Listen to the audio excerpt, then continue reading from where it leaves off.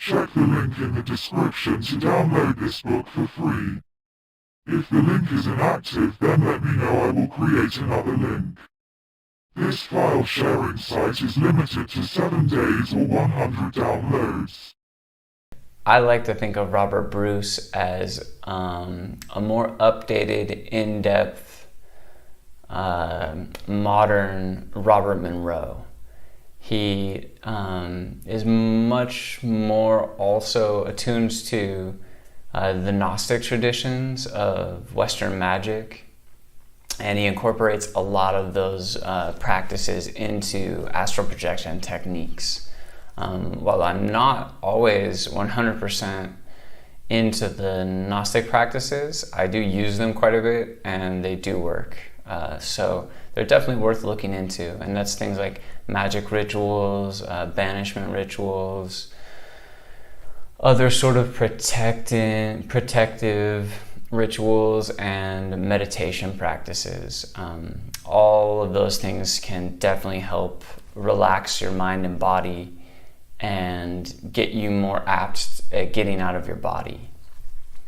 Now, the main book that had the biggest impact on me by Robert Bruce is called Astral Dynamics. It is a thick book, and I had the opportunity to digest it actually while I was in prison. So I could read it 4 or 5 times and really digest all the information there. So it's a much more in-depth, scientific, procedurally scientific overview of what astral projection is and how your energy bodies work in tandem. Plus, it's full of tons of great techniques. And a couple of terms that were coined by Robert Bruce, as far as I know, like I think he coined them. I haven't had the opportunity to talk to him about it, but there's the mind split effect, which I think is probably the most confusing and difficult part of astral projection, is when you achieve a fully relaxed state and your consciousness and goes into your astral body or your out-of-body body, and you project outwards, and then your mind sort of splits. It's compartmentalized at that point, and it can be really difficult sometimes to remember. Like I said in a previous video, everyone astral projects all the time when they go to sleep. It's just we don't remember those experiences. So a lot of Robert Bruce's work is around getting to remember your first experiences. And that can be a pretty daunting task, especially if you explore for a long time. He always recommends going for a very short time in the beginning, making your experience maybe 5 to 10 seconds, and then returning to your body and remembering it. This is sort of a way to baby step your way into longer and more fruitful journeys where you get to do all the exploring that you want to do. But in the beginning, the goal, I agree with Robert Bruce that the goal should definitely just be to exit your body, look around the room, and come back. About 5 to 10 seconds. Any longer than that and you forget. I don't know why that is. In Astral Dynamics, he goes in depth about some reasons why that might be the case. Then there is the real-time zone, which is where you first enter into when you astral project. It's a energetic copy of the physical world. It's like sort of the one end of the spectrum of the astral. So you have like the real-time zone and then an infinite, as far as I know, amount of layers upward. But the physical seems to be the base of it, and then everything up from there is just a different energetic frequency. Again, like musical notes, like low E, higher E, on and on. So the real-time zone, I think, was coined by him, and it's a good explanation of, sort of captures what that place is when you first exit your body. Again, with your first experience, you'll want to just stay in the real-time zone and then immediately enter back into your body and record that information to really cement that it happened. because it's really ethereal. It goes like that, just like even faster than a dream does. Dreams can be extremely difficult to remember even 5 minutes after you wake up. So to have your notepad and your pen right by the side of your bed and just jot it down and try again, or fall asleep or whatever you want to do. Another thing Robert Bruce likes to address, and this has been confirmed with my experience, is that fear is a really big inborn obstacle to astral projection.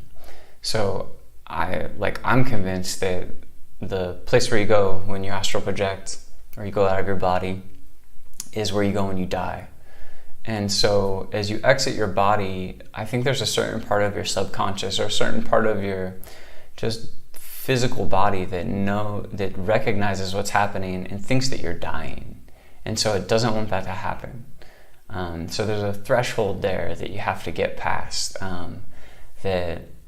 like for instance, in my first astral projection, as soon as I was out, I saw like a terrifying thing that had large teeth and was screaming louder than in different pitches, and it was like a demon, like it looked like a monster. And it scared me back into my body, and then I didn't practice for a couple years, and then when I got back into it, I knew that was going to happen again. And the next time that I encountered something like that, it wasn't the same thing, but it was still scary. I just pushed through the fear and remained calm and with confidence that nothing was going to hurt me, and everything was fine. And I was able to project for a little bit, like wobbly, like I didn't have any control of my astral body.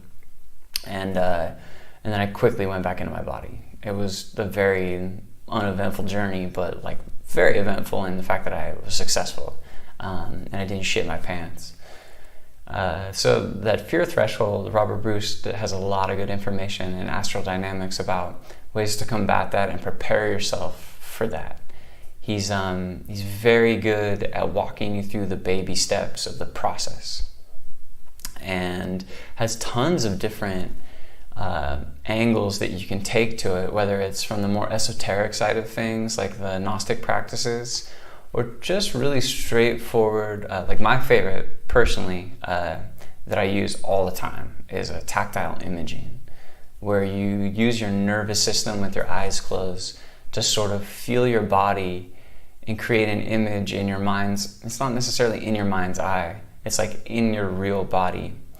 But you're using your combination of your nervous system and imagination in a relaxed state to sort of map your entire body and what it feels like. And then from there you can induce vibrations that will then allow you to tune your body in and exit with any number of techniques, like the rope technique or the roll out technique or whatever you want to do. There's tons of ways to do it.